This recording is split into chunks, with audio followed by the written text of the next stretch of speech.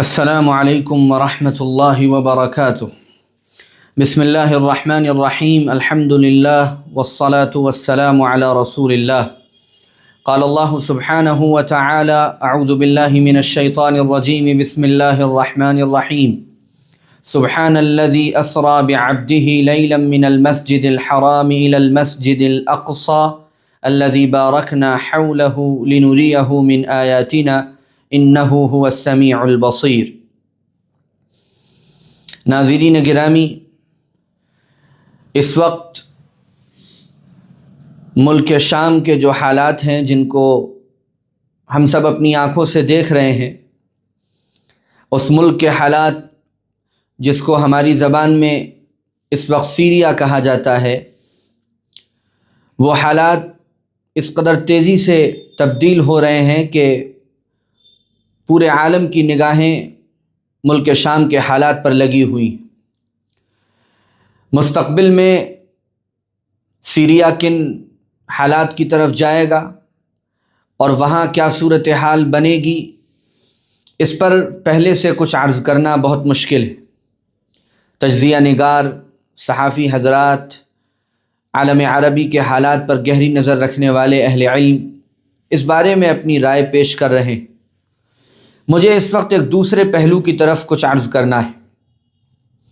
بلاد شام، اس سے ہمارا تعلق صرف سیاسی نہیں ہے، بلاد شام سے ہمارا تعلق ایمانی اور دینی تعلق ہے۔ قرآن مجید کی بہت سی آیتوں میں اللہ تعالیٰ نے بلاد شام کی طرف اشارہ فرمایا ہے۔ بابرکت سرزمین کا قرآن پاک میں جہاں بھی تذکرہ ہوا ہے، اکثر و بیشتر مفسرین نے یہ لکھا ہے کہ اس سے مراد بلاد شام کی سرزمین ہے۔ سورہ اسراء کی جو پہلی آیت میں نے آپ کے سامنے تلاوت کی، الذی بارکنا حولہ، مفسرین کے نزدیک اس سے مراد بلاد شام ہے۔ اس کے علاوہ رحمت دو عالم سیدنا محمد الرسول اللہ صلی اللہ علیہ وآلہ وسلم نے بھی سرزمین شام کے لیے برکتوں کی دعا فرمائی، اور آپ صلی اللہ علیہ وآلہ وسلم کا خصوصی تعلق سرزمین شام سے تھا، کیونکہ یہ سرزمین انبیاء کرام علیہم السلام کی سرزمین ہے اور مسلمانوں کا تمام نبیوں سے تعلق ہے۔ پھر اس سرزمین کو صحابہ کرام نے فتح کیا، پھر اس سرزمین پر بڑے بڑے زعماء، اسلامی قائدین پیدا ہوتے رہے۔ اس سرزمین پر حرم ثالث بیت المقدس مسجد اقصی ہے، جس سے مسلمانوں کا گہرا ایمانی، قلبی، دینی، روحانی رشتہ ہے، اور مسلمان کبھی اپنے اس رشتے سے دور نہیں ہو سکتے۔ اس لیے بلاد شام کے حالات میں جو بھی تبدیلی رونما ہوتی ہے، واقع ہوتی ہے، جو درد مند مسلمان ہیں، جو فکر مند مسلمان ہیں، ان کی ان حالات پر نگاہ رہتی۔ یہ سرزمین ہمیشہ سے بڑی اہم رہی، بلکہ یہاں تک لکھا ہے، حضرت شاہ ولی اللہ محدث دہلوی رحمۃ اللہ علیہ نے غالباً اس طرف اشارہ کیا ہے، میں نے کسی عالم دین کی زبانی سنا تھا کہ پورے عالم اسلام میں، بلکہ پوری عالم انسانیت میں جب کوئی بڑی تبدیلی رونما ہونے والی ہوتی ہے تو اس کا سب سے پہلا اثر بلاد شام پر ظاہر ہوتا ہے۔ اللہ تعالیٰ نے اس خطے کو عجیب دولتوں سے نوازا ہے۔ اس خطے کے لوگوں پر آزمائشیں ہمیشہ بہت سخت آئیں، لیکن رسول اللہ صلی اللہ علیہ وسلم کی یہ گواہی ہے کہ شام میں ایمان ہے، شام میں برکت ہے، شام کے لوگوں کے اندر وہ جواں مردی ہے، وہ حوصلہ ہے، وہ ثابت قدمی ہے کہ وہ پوری دنیا کے اہل حق کے لیے مثال ہیں، آئیڈیل ہیں اور نمونہ ہیں۔ ایک دور تھا جب عالم اسلام پر عثمانی سلطنت کی حکومت تھی اور مسجد اقصی اور بیت المقدس عثمانی سلطنت کے زیر حکومت تھا۔ میں بہت زیادہ پیچھے نہیں جاؤں گا، صحابہ کرام کے دور میں بیت المقدس کس طرح فتح ہوا، اور بعد کے دور میں سلطان صلاح الدین ایوبی رحمۃ اللہ علیہ نے اور ان کے بعد بہت سے زعماء اور قائدین نے کس طرح سرزمین شام کو صلیبیوں کے پنجے سے آزاد کرایا۔ وہ ایک مفصل تاریخ ہے، اور ایک ایسی تاریخ ہے جس پر اہل اسلام کو ناز ہے، اہل اسلام کو فخر ہے۔ ماضی قریب میں جب عثمانی سلطنت کے زیر اثر بیت المقدس اور بلاد شام کا پورا علاقہ تھا، اس وقت جنگ عظیم کا بگل بج گیا۔ یہ واقعہ ہے 1914 سے 1918 تک جو پہلی جنگ عظیم ہوئی، جس میں ایک طرف برطانیہ تھا، فرانس تھا، امریکہ تھا، اور دوسری طرف جرمنی تھا، اور عثمانی جو سلطنت تھی وہ جرمنی کے ساتھ تھی، یا عثمانی سلطنت کے ساتھ جرمن حکومت تھی۔ ان دو بڑی طاقتوں کے درمیان ایک جنگ عظیم ہوئی۔ اسی جنگ عظیم کے درمیان حالات اس طرح کے بننے لگے تھے کہ برطانیہ فاتح ہوگا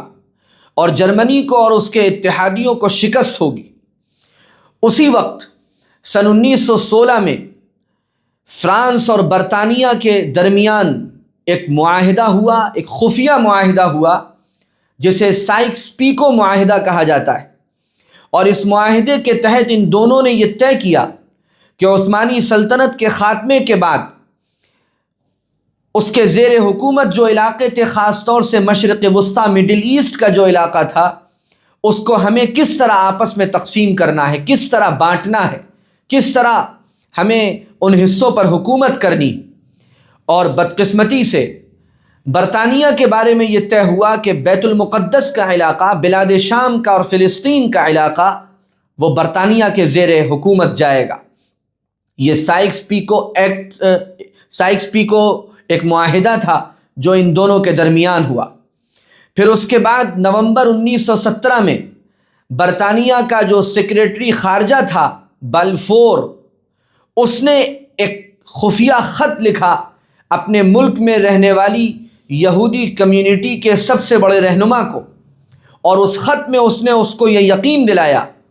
کہ جیسے ہی ہمارا تسلط سرزمین شام پر، بالخصوص فلسطین اور اس کے اطراف و اکناف پر پوری طرح ہو جائے گا، ہم فلسطین کے قلب میں، فلسطین کے جگر میں ایک یہودی ریاست کے قیام کے لیے بہت سنجیدہ ہیں اور فکر مند ہیں۔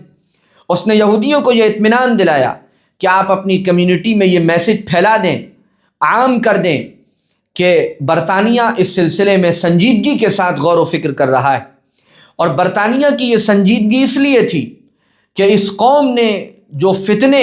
یورپ میں مچا رکھے تھے، امریکہ میں مچا رکھے تھے، یہ سارے ممالک یہ چاہتے تھے کہ اس پوری کمیونٹی کو یہاں سے اٹھا کر مشرق وسطیٰ میں لے جا کر دھکیل دیا جائے اور وہاں کے لوگوں پر عذاب بنا کر ان کو مسلط کر دیا جائے۔ وہ ایک لمبی تاریخ ہے۔ بہرحال سائکس پیکو معاہدہ اور اس کے بعد بلفور معاہدہ، یہاں تک کہ پہلی جنگ عظیم کے بعد سلطنت عثمانیہ، خلافت عثمانیہ کمزور پڑ گئی اور ٹوٹنے کی کگار پر ہو گئی، اور اس کی طاقت ختم ہو گئی، اس کا شیرازہ منتشر ہو گیا۔ یہاں تک کہ پھر ایک شخص ترکی میں، جہاں سے خلافت عثمانیہ پورے علاقے پر اس کی حکومت تھی اور اس کا دارالسلطنت ترکی تھا، وہیں پر ایک شخص مصطفیٰ کمال اتا ترک کے نام سے کھڑا ہوا، اور پھر ایک لمبا عرصہ سن 1920 سے 1923 تک یہ مختلف قسم کی بغاوتیں ہوتی رہیں، یہاں تک کہ 1923 میں باقاعدہ سلطنت عثمانیہ کا خاتمہ ہو گیا، اور اس کے بعد بلاد شام پر برطانیہ کی حکومت آ گئی۔ اور اس کے بعد جو کچھ ہوا، اسرائیل کا قیام کس طرح وجود میں آیا، اور پھر سن 1948 میں باقاعدہ اسرائیلی ریاست کو کس طرح تسلیم کیا گیا، وہ ایک مفصل تاریخ ہے جس سے آپ واقف ہیں۔ بہرحال اس میں ایک کام یہ بھی کیا گیا کہ بلاد شام، جس کا تذکرہ قرآن میں ہے، جس کا تذکرہ حدیثوں میں ہے، اس کو مختلف حصوں میں بانٹ دیا گیا۔ جو بلاد شام قرآن اور حدیث والا ہے، اس میں موجودہ سیریا ہے، اس میں اردن ہے، اس میں لبنان ہے، اس میں فلسطین ہے، اور اس میں مقبوضہ فلسطین بھی ہے جسے اسرائیل کہا جاتا ہے۔ یہ سب ممالک مل کر بلاد شام بنتے ہیں۔ یہ بابرکت سرزمین ہے، یہ نبیوں کی سرزمین ہے، یہ صحابہ کی مفتوحہ سرزمین ہے، اور یہ اللہ کے نیک بندوں کی، اسلامی زعماء اور قائدین کی سرزمین۔ مسلمانوں کا اس سرزمین سے بڑا گہرا دینی، ایمانی، قلبی، روحانی تعلق،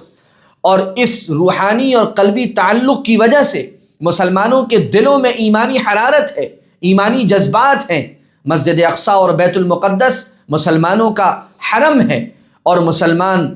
اس سے اتنی ہی شدید محبت کرتے ہیں جیسی محبت وہ کعبۃ اللہ سے کرتے ہیں، حرم مکی سے کرتے ہیں، اور حرم مدنی سے کرتے ہیں، اسی طرح مسلمانوں کا قلبی تعلق حرم ثالث مسجد اقصی اور بیت المقدس کے ساتھ۔ بہرحال جب اس بلاد شام کو مختلف حصوں میں تقسیم کیا گیا تو ایک ملک بنا سوریہ، جسے کہا گیا سیریا، اور پھر شام کا جو اطلاق تھا وہ صرف سیریا پر ہونے لگا، جو اصل کے اعتبار سے غلط تھا، لیکن بہرحال وہ مشہور ہوا۔ وہیں پر حکومتیں آتی رہیں اور بدلتی رہیں۔ جو پہلی عرب اسرائیل جنگ ہوئی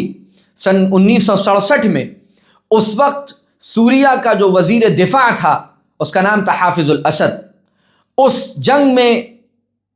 عرب ملکوں کو بدترین شکست ہوئی۔ اس کے بعد سیریا میں یہ حافظ الاسد مختلف بغاوتیں کرتا کرتا سن 1970 میں وہاں کا ڈکٹیٹر بن کر سیریا پر مسلط ہو گیا، اور اس کے بعد اس نے ظلم کی وہ داستانیں لکھی، ایسا بدترین ظلم، اس طرح کا ظلم، ایسی درندگی، ایسا جبر، ایسا قہر کہ نمرود اور فرعون اور شداد اور حامان کی تاریخوں میں اس طرح کا ظلم ڈھونڈنا مشکل ہو جائے گا۔ سن 1982 میں سیریا کا ایک بڑا مشہور شہر حما، وہاں پر الاخوان المسلمون کے افراد کو اس طرح ان کا قتل عام کیا گیا کہ تقریباً 40,000 افراد شہید کر دیے گئے۔ لاکھوں لوگوں کو اس نے قیدی بنایا، لاکھوں کا قتل عام کیا۔ اس کا تعلق رافضیت کے اس گروہ سے تھا جس کو نصیری کہا جاتا ہے، جو بدترین درجے کے عقائد رکھتے ہیں، اور اہل تشیع کے بھی بہت سے حلقوں کے نزدیک یہ کافر ہیں اور دائرہ اسلام سے خارج ہیں۔ یہ اتنا بدترین گروہ ہے۔ اس کے بعد 30 سال تک یہ ڈکٹیٹر بن کر ملک پر مسلط رہا۔ اگر کبھی ملک میں دنیا کو دکھانے کے لیے کچھ انتخابات کروائے گئے تو وہ سارے انتخابات فرضی اور جعلی تھے، کیونکہ ان کی کمیونٹی کی آبادی تو چند فیصد بھی نہیں تھی، اور پورا ملک ان کے جبر اور تشدد اور ظلم سے ڈرا سہما ہوا تھا۔ سارے ریسورسز پر ان کا قبضہ تھا، ساری ایجنسیز پر ان کا قبضہ تھا، ہر طرح کی ڈکٹیٹرشپ فوج کے ذریعے ملک پر مسلط کر دی گئی تھی۔ سن 2000 میں یہ مر گیا، حافظ الاسد مر گیا، اور اس کے بعد ملک کے قانون میں تبدیلی کر کے اس کے لڑکے بشار الاسد کو ملک کا صدر بنا دیا گیا۔ یہ اپنے باپ سے بھی 4 قدم آگے نکلا۔ اس نے بھی ایسا ظلم کیا وہاں کے عوام پر، ایسا ان پر بربریت کی، اس طرح وحشی درندہ بن کر ان پر مسلط ہوا کہ تاریخ میں ایسے درندے وحشی اور ظالم اور سفاک بہت کم نظر آتے ہیں۔ جب عرب بحریہ کا دور آیا اور شام کے اندر بھی لوگ کھڑے ہوئے تو اس نے اس طرح قتل عام کیا کہ لاکھوں اہل سنت والجماعت کے عوام شہید ہو گئے، اور 10 لاکھ ہجرت کرنے پر مجبور ہو گئے، شہروں کے شہر کھنڈر بنا دیے گئے، اور اس کی پشت پناہی کی انہی دجالی قوتوں نے، جو دجالی قوتیں پوری دنیا میں اس وقت جنگ اور ہنگامے اور فتنے کا سبب بنی ہوئی۔ خاص طور سے روس اپنی پوری طاقت کے ساتھ، اپنی تمام ریسورسز کے ساتھ بشار الاسد کے پیچھے کھڑا ہو گیا، اور وہ ملک جو اسلام کا نام تو لیتا ہے لیکن جن کے دلوں میں صحابہ کرام کا بغض اور صحابہ کرام کی عداوت بھری ہوئی ہے، اس ملک نے بھی روس کے ساتھ مل کر بشار الاسد کا پورا تعاون کیا، اور اسی ملک کی بہت سی ملیشیائیں جو ان ممالک میں یا اس کے اطراف میں جنگیں کرتی تھی، بغاوتیں کرتی تھیں، وہ سب بشار الاسد کے شانہ بشانہ کھڑی رہیں، اور ان سب نے مل کر شام کے سنی عوام کا اس طرح قتل عام کیا جیسے گاجر مولی کو کاٹ کر پھینک دیا جاتا ہے۔ لاکھوں لوگوں کو جیلوں کے اندر ٹھوس دیا گیا۔ 24 سال بشار الاسد کا یہ ظلم جاری رہا۔ بہرحال ظلم کی ایک انتہا ہوتی ہے، ظلم اپنے انجام کو پہنچتا ہے، اور ظالم کو دنیا میں کبھی عزت نہیں ملتی۔ وہ وقت بھی آیا کہ بشار الاسد اپنے گھر والوں سمیت ملک چھوڑ کر بھاگنے پر مجبور ہوا، راہ فرار اس نے اختیار کی، اور بزدلوں کی طرح، نامردوں کی طرح وہ چھپ چھپا کر ملک سے باہر نکل کر فرار ہو گیا، اور اپنے آقاؤں کے دامن میں اس نے جا کر پناہ لی۔ اب جو وہاں کی صورتحال ہے اور جو وہاں کے مناظر سامنے آ رہے ہیں، جو وہاں کی جیلوں کے مناظر ہیں، کوئی مسلمان تو کیا، کوئی دردمند انسان بھی ان مناظر کو برداشت نہیں کر سکتا ہے۔ وہاں کی جیلوں میں کس طرح لاکھوں انسان بند ہیں اور ان کے ساتھ کیسا ظلم کیا گیا، کیسا وحشیانہ سلوک کیا گیا۔ سوشل میڈیا پر سینکڑوں ویڈیوز موجود ہیں، سینکڑوں مضامین موجود ہیں۔ یہ اس باپ بیٹے کے ظلم کی داستان تھی، جس داستان نے فرعون اور نمرود کی داستانوں کو بھی پیچھے چھوڑ دیا۔ بہرحال اب جو نئی تازہ ترین صورتحال سیریا میں سامنے آئی ہے، ابھی تو صرف یہ بات تسلی کے لیے کافی ہے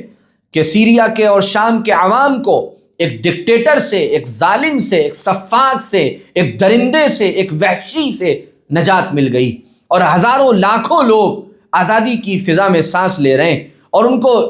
عزت نصیب ہوئی ہے، اور ان کو سربلندی نصیب ہوئی ہے، اور ان کو راحت کی سانس ملی ہے۔ سیریا کی ہر سڑک پر وہاں کے عوام موجود ہیں جو اللہ کا شکر ادا کر رہے ہیں، جو اللہ کی تکبیر بیان کر رہے ہیں، کیونکہ وہ اپنی آنکھوں سے انہوں نے 53 سال اور 54 سال کے وہ مظالم دیکھے ہیں جو شاید وہ کبھی بھول نہیں سکتے۔ اس وقت کے بچے آج بوڑھے ہو گئے، اور اس وقت کے جوان آج چل بسے، اور اس وقت کے بوڑھے کب کے دنیا سے رخصت ہو گئے۔ آج جیلوں سے جب وہ نکل کر آ رہے ہیں تو انہیں بدلی ہوئی دنیا کے بارے میں کچھ بھی معلوم نہیں۔ بہرحال ہمیں اچھی امیدیں قائم رکھنی چاہیے، ہمیں یہ یقین رکھنا چاہیے کہ انشاءاللہ سیریا کا منظرنامہ اب بہت بہتر ہوگا، وہاں امن قائم ہوگا، وہاں انصاف قائم ہوگا، وہاں تمام کمیونٹیز کے ساتھ عدل اور انصاف ہوگا۔ وہاں اس وجہ سے کہ بشار الاسد کا تعلق کسی خاص کمیونٹی کے ساتھ تھا، اس کمیونٹی کے عام لوگوں کے ساتھ بھی ظلم نہیں کیا جائے گا،